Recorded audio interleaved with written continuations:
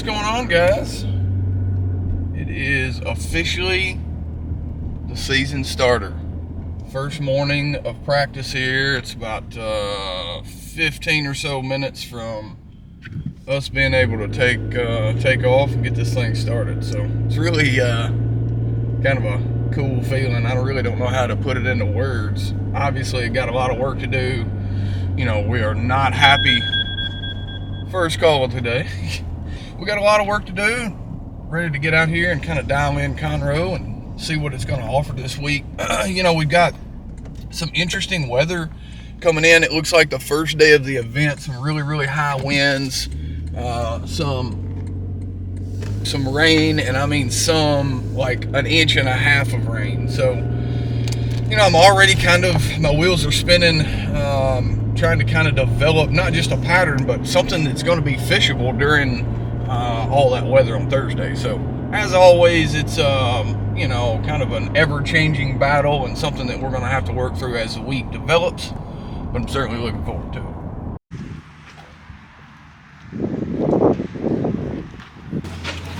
Ow. Finger caught. Yeah, Chris got caught in there. Caught something.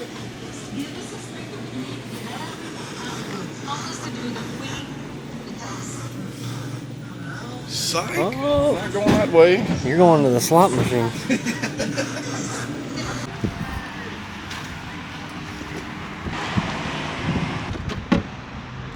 We made it. Let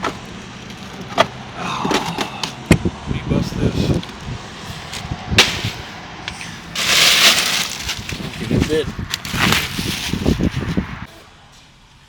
Let me see if I can hurry up and catch up to him. Get you back on. Huh? Let me see if I can get you back on real quick. Get on the school bus? Yeah, you're filming. I better quit. No, you need to. What? I'll get canceled. Oh, brother. Canceled.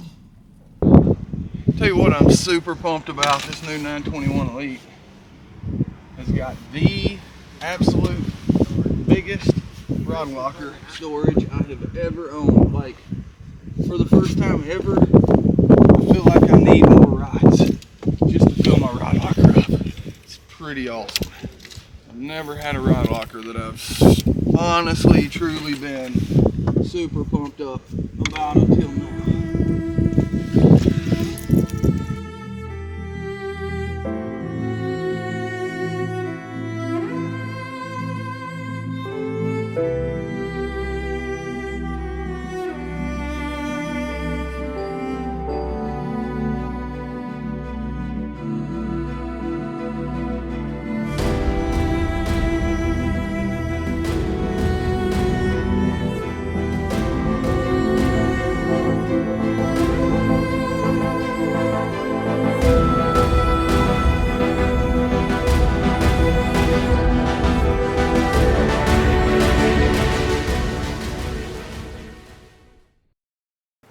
Look how much movement it's got.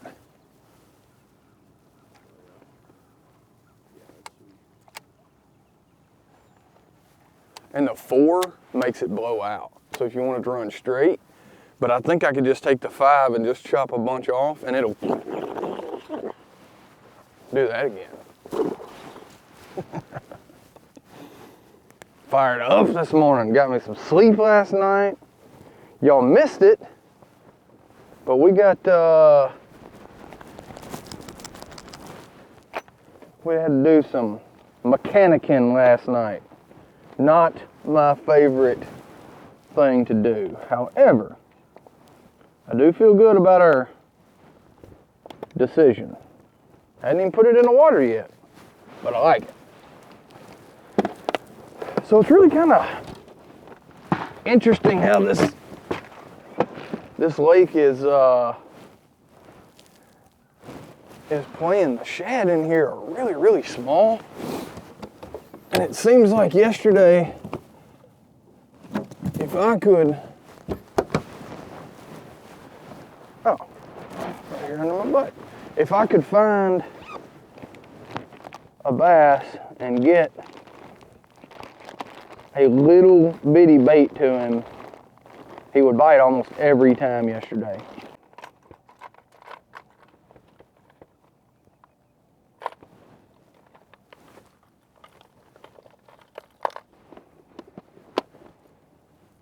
The absolute most underrated hard bait. Bill Lewis ATV.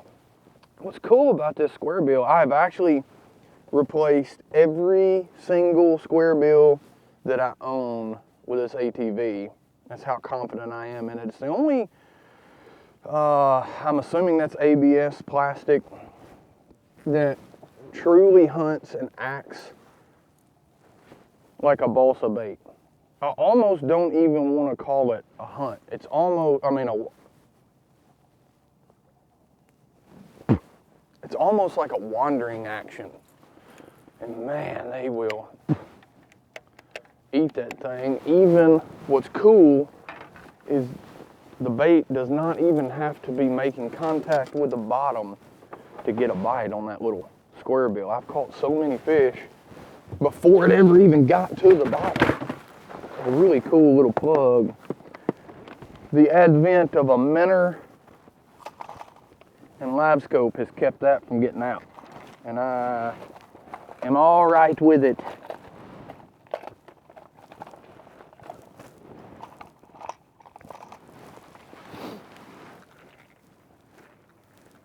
This is when you know you have too many jerk baits.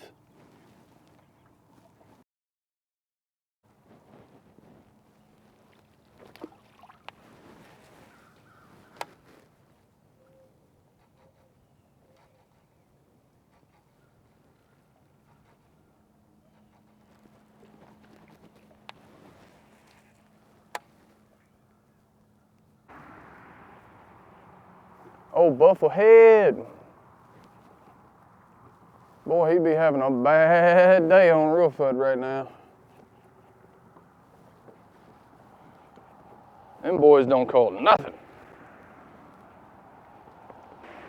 So one thing with riprap that a lot of people make a mistake on, I feel like, is we're always wanting to throw right up there where the rocks meet the water's edge.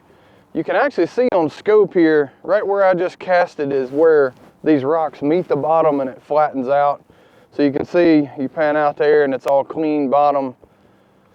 But this water temperature, in the high 40s right now, and it being cloudy and just an overcast, dreary days, I don't expect them to be up there. Now, if we had sun and it was really warm, that's where, the warmest water temperature would be. But with it being dreary and low light like it is, I really expect these fish to be out here deeper in this, call it 5 to 6, 7 foot of water. Scoping, I don't lose any baits. I've lost more baits fishing in the last 2 days than I probably did in 6 months last year. Forgot what that was like. That would be fantastic unless they they still keep it a 4-day tournament. Because I gotta drive back and go to the Toyota at Pickwick. Like, we literally have 1 day to get there. We're gonna have to drive all night just to get there in time. So, but we'll figure that out.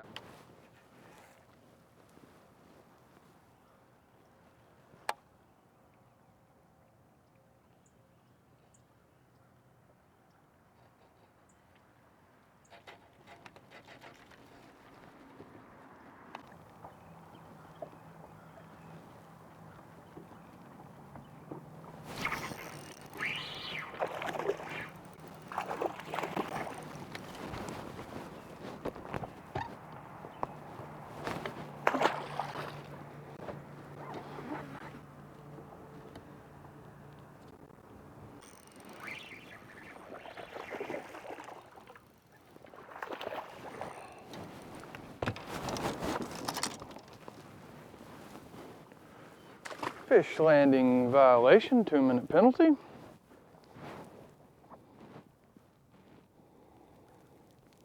I can actually hold on to them a lot better than I thought without them gloves on. Yesterday with them gloves on, I couldn't do nothing.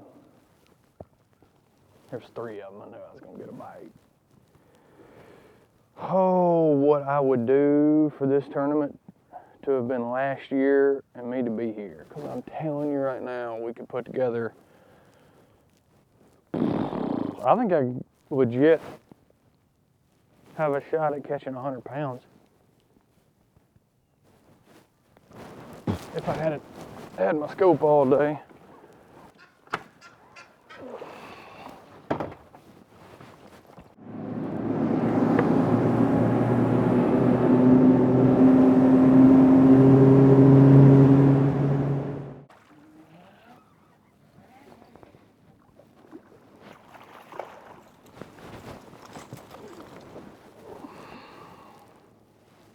What I'm talking about. Get that in the road.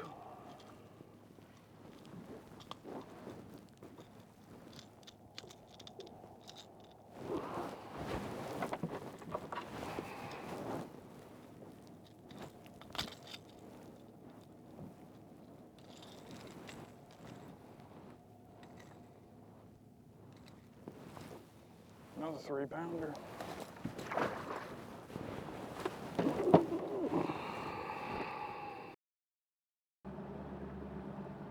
But I know there's no grass growing in the main drain, but if you can get up on top of that protected portion, we might have a chance. How about that? That's what one feels like.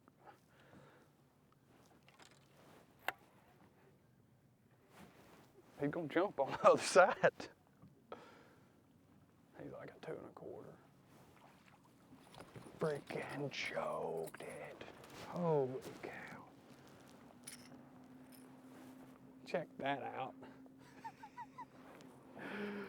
Whoa. Dude, like he literally could not get it any further. Like it is, when I say in his crusher,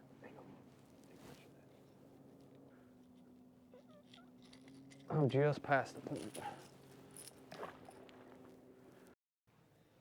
I'm going to braid with a fluoro leader because the hydrilla is fine for the straight fluoro, but that eelgrass, I can't clear my little trap good enough. I just feel like I could get an extra bite or two if I could fish it all the way to the boat. Right now, when I get in that eelgrass, I only get about 1/4 of a cast before it's trashed. Just trying to be more efficient. Gosh almighty, look how they're eating this thing. Tell me they don't want that. Holy cow. Dude, I know I already told you, but like, I am talking to the crusher. I think we have found home for the week. What you think? What is that, a 2 1/2, 2 1/4 probably? Yeah, I mean just nothing crazy, but dude, but I'm digging this. Well, that makes it a wrap here for practice for the first BPT here on Conroe. You know, we had a pretty good afternoon. I'm not sure how much of that we really caught on film. There was a lot of boats around and kind of in the area. We're trying to be stealthy about it, but I've seen a glimmer of hope. I've seen some things that we liked late this afternoon for our other 2 periods. Of course, we've kind of got a little deal dialed in for our scoping period. So looking forward to getting things started on Thursday. With that said, we've got a media day tomorrow, so that'll be fun, be something new for us, and I'm sure we'll learn a ton there. So y'all stay with us here. We're gonna figure this deal out.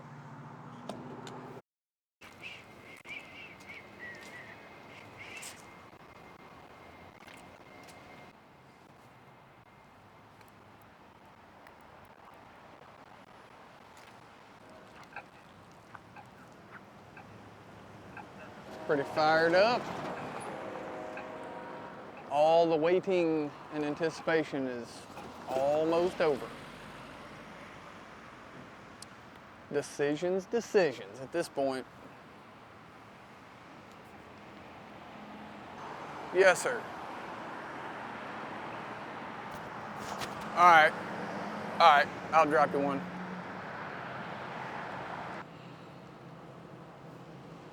Dang, did we miss our go? Of course we did.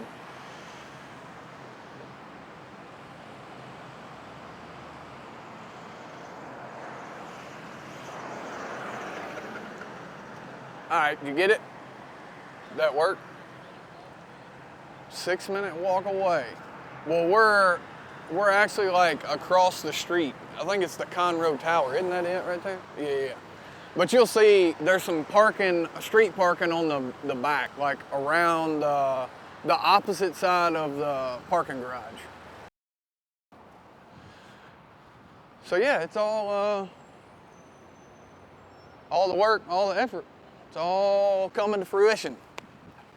It's sure gonna feel good when I get that first bite in the morning, I know that.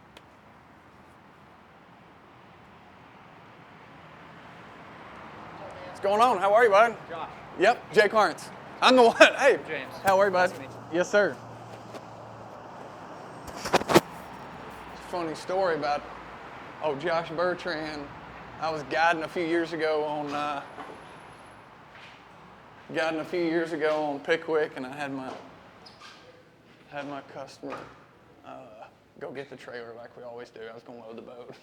He actually backed over Josh Bertrand's trailer, and when I say backed over it, I mean it was like epically bad. Huge shout out to Josh. He was super good to work with, and we all got it fixed, got it worked out, of course. But really funny story. That's the first time I've seen him in a long time. So.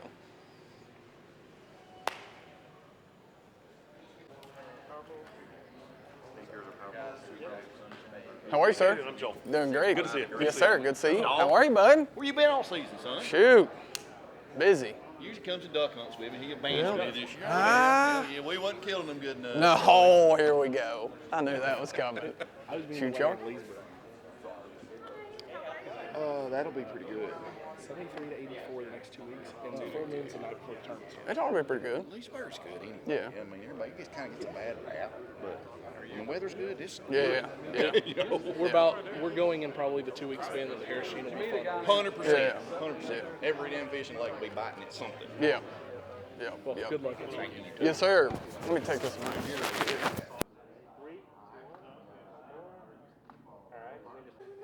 What boat are you running? Phoenix. Do you need the exact model? No. Okay. Brand. What motor? Mercury. How about troll motor? Minn Kota. Shallow water anchor? Raptor. Dobbins rods and Bates, Bates reels.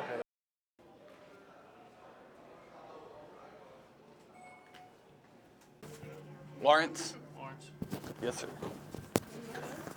And we'll just do this all at once.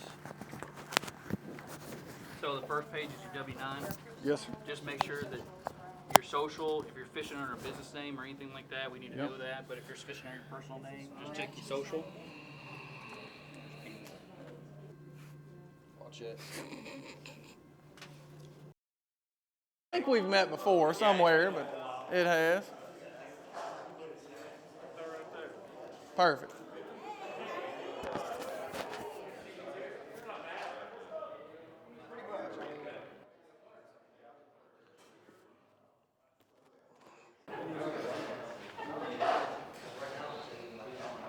Might as well give me something to eat.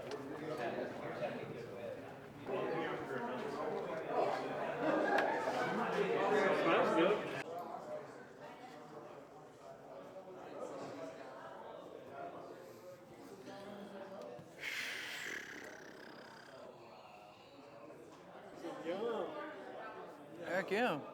This actually ain't bad.